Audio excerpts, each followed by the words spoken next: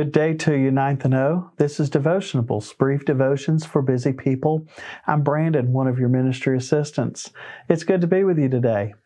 Our Bible reading brings us to Psalm 123. We're in the Psalm of Ascents, and Psalms 120 through 134 were to be sung by Jewish pilgrims as they made their journey to Jerusalem for the annual festivals. And these songs would be sung just like you and I sing on Wednesdays as we worship through singing songs and hymns to prepare our heart for the message. So the people would travel to Jerusalem and they'd sing these songs, preparing the people's heart for worship, to worship God in the temple as they made their way to Jerusalem. Well, this very short psalm of 4 verses begins talking to us about lifting our eyes to the Lord. It reads, "To you I lift up my eyes, O you who are enthroned in the heavens. Behold, as the eyes of servants look to the hand of their master, as the eyes of a maidservant to the hand of her mistress, so our eyes look to the Lord our God till he has mercy upon us. Have mercy upon us, O Lord, have mercy upon us, for we have had more than enough of contempt. Our soul has had more than enough of the scorn of those who are at ease, of the contempt of the proud." And so, right out of the gate, verse 1, the psalmist looks to the Lord in every situation. The psalmist chooses to look to the Lord for trust despite his situation. He looks to heaven as he lifts up this prayer unto the Lord. He looks up. In verse 2, he talks about a humble submission by describing to be a servant, one who serves his master. And that is to say that there is a humble submission before a holy God. The people here singing these songs would have a heart posture that would humble themselves before the Lord. And the same is true for you and I, that with devotion and great steadfastness, the psalmist looks to God. You know, the Lord wants of you and I not scrupulous duty.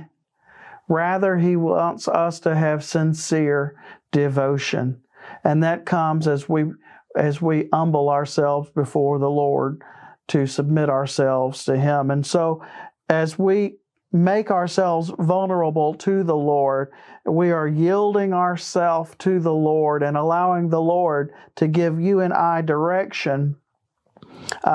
We're giving trust to God as we ourselves seek to serve God. In verse 3, we have a plea for mercy. And as you see, there's a patience that is waiting and a begging for mercy for that psalmist's adversaries. And so the psalmist asks the Lord for the Lord's kindness and forgiveness while dealing with the insults of those who did not hold the same belief in God in their midst. In other words, they're asking for mercy there. One commentator said, quote, "The reason people ridicule what they oppose, aside from it being so easy, is that it is demoralizing and frequently effective. It is effective because it strikes at the hidden insecurities and weaknesses that almost everybody has." And that's certainly true. But look at what this purpose has, mercy's purpose in verse 4. This is talking about the contempt of the proud. And the psalmist was satisfied to wait for God's mercy for these people who ridiculed them. Have you ever heard the phrase, hurry up and wait? And that is what the psalmist is doing. There's a sense of trust as the psalmist waited for God to move on his behalf in this short psalm and prayer and a song that would be sung.